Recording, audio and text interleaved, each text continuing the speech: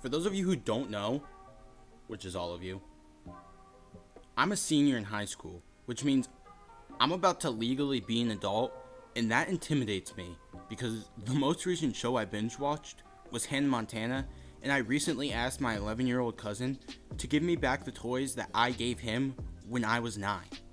This pre-adult crisis, I've decided to become a child again and rewatch the High School Musical movies, and oh boy do they slap like a drunk dad in the trailer park.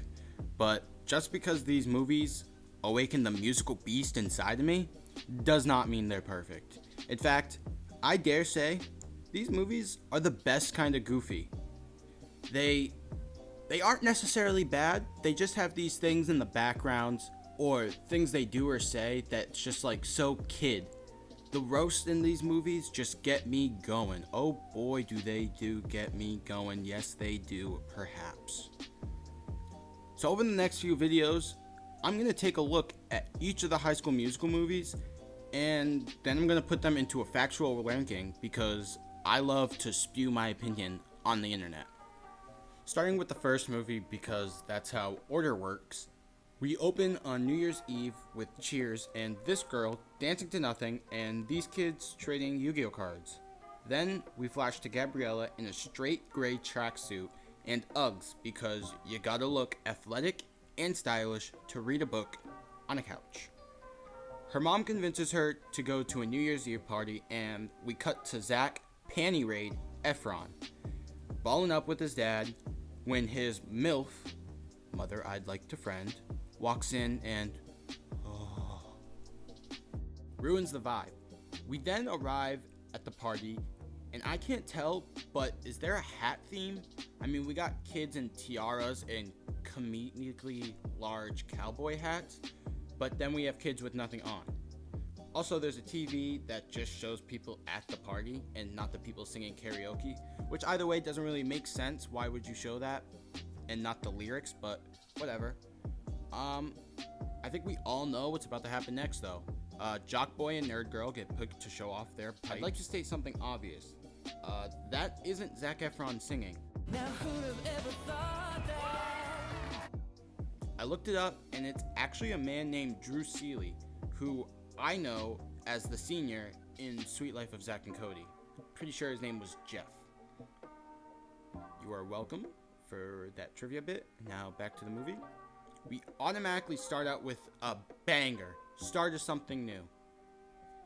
And if you look in the background, you can see the entire party just stop talking to each other and vibe to the karaoke. Which, for the people who went before, they must feel kind of bad because that means they suck.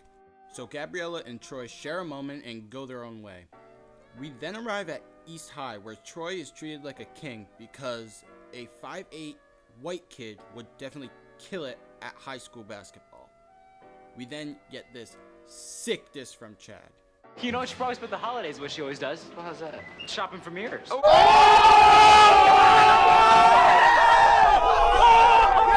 We are then flashed the smart kids. You can tell they're smart because big words and hate jocks. Behold the zoo animals heralding the new year. How tribal. Whoa! Gabriella goes here now? What are the odds?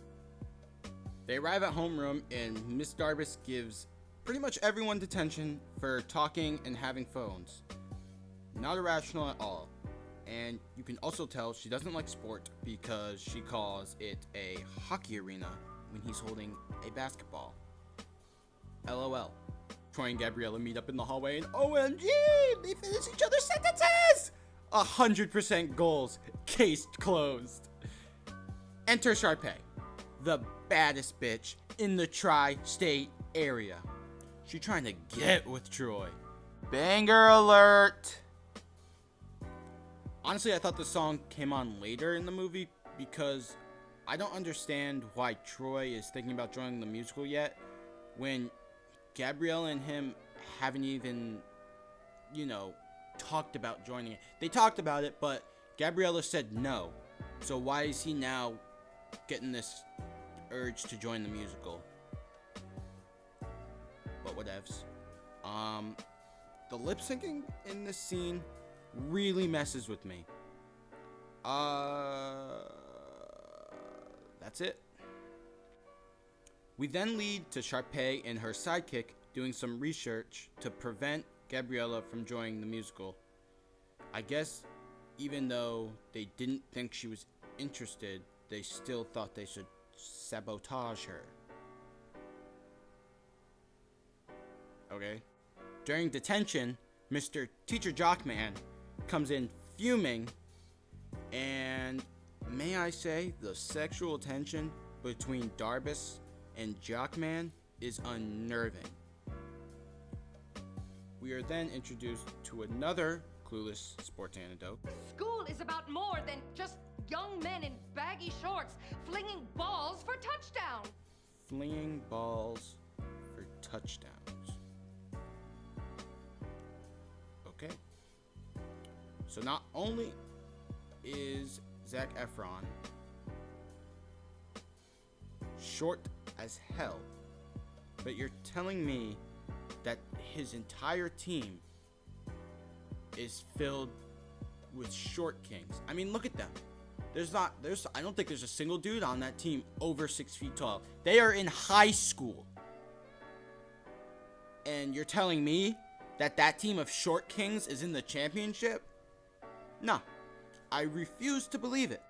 Will be in the theater until noon for those of you bold enough to extend the wingspan of your creative spirit. What time is she due back on the mothership? We are going to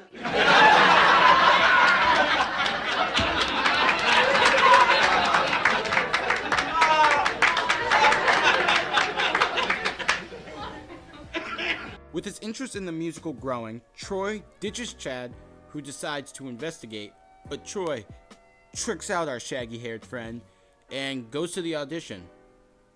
Also, why is there auto repair in this school? I mean, it's not a trade school, so I don't know. Do normal high schools have that? Mine doesn't, but, you know, to each their own.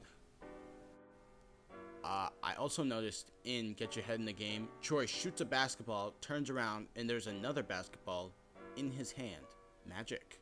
So he can sing, he's good at basketball, and he's a magician. I mean, do I have to say it? Total package. Here goes an awful tryout montage. And banger time. Sharpay and Boy outshine the rest with a song and tap. I told you not to do the jazz squares. It's a crowd favorite. Everybody loves a good jazz square. And they won me over with the jazz squares too. I'm also gonna say, this is kind of obvious, but Sharpay is extremely intense and quite rude to this very nice, obviously the nerdy quiet girl, but it's not my place. Slow banger time. Again, straight goals and a callback. The callbacks go up, and Sharpay and Boy Wonder are furious, while Jock Boy is in shock.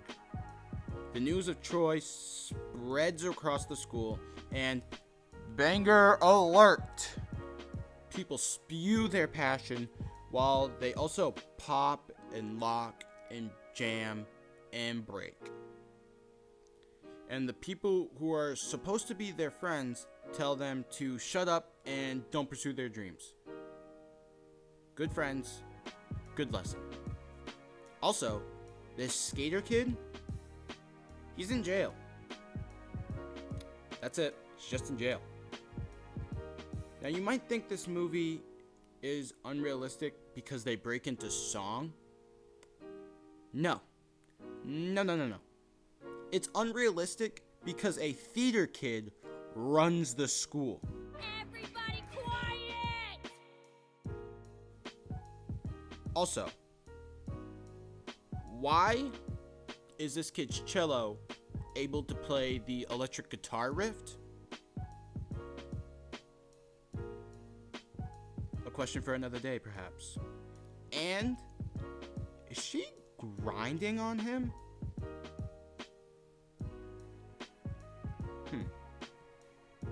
And also, is it normal for them to sing? Because though they scare Taylor, it doesn't necessarily shock them that they're all singing and dancing.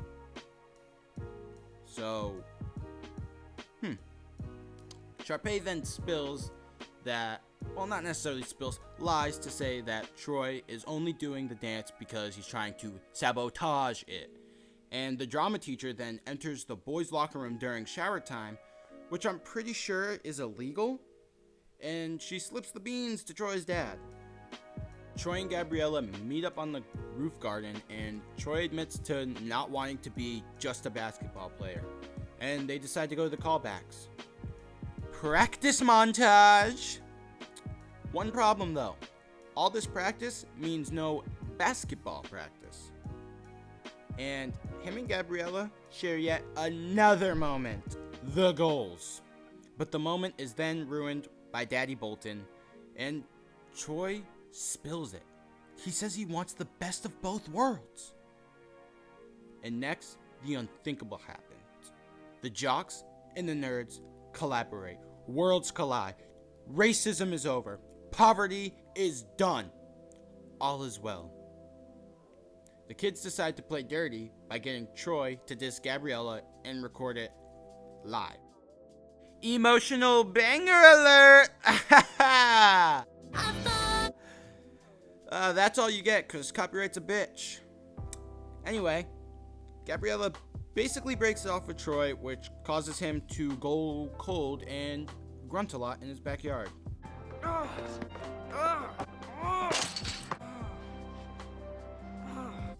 And after basically destroying Troy, the team finally decides to support his singing, and the nerds do the decathlon. And they tell them the truth. But Gabriella doesn't necessarily forgive Troy. Troy then goes to Gabriella's house to apologize, and we actually hear Zach sing, and it's not even that bad. So why did we have to, I say it like I made the movie, why did they have to lip sync him? But Troy and Gabbo make up and are back on the grind, but Team Rocket over here decides to change the callback time to game day. Another montage to show that Ryan might be dyslexic.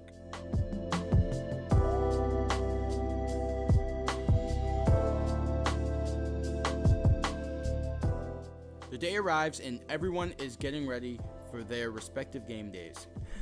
Banger alert! Sharpay even throws it back a little. As Gabriella wins the decathlon, the other girls decide to hack into the mainframe to halt the game, and everyone is required to go into the gym. Banger alert! Woo! We're almost done. I noticed it actually starts off with Zach's voice, but then ditches it for Drew. And obviously everyone's vibing because it's a Disney movie. Throw in a nice transition, and you see Troy hit that game winner. Cold as ice. Everyone then gets a pretty good ending, and banger alert! In the post-credit, Zeke then gets the girl, Sharpay. Beautiful. Overall, this movie is just fun. Honestly, the acting is pretty good, and the music obviously slaps. The story is cheesy and obviously predictable, but it's a Disney Channel original movie. It's not supposed to be good, it's just supposed to be a jolly good time. I'm not a movie reviewer. I just wanted to talk about this movie because I think it's fun, and I don't have a camera to do commentary. Yeah. Come back next video when I talk about the sequel. Is it better? Is it worse? Tune in next time to find out, my lovelies.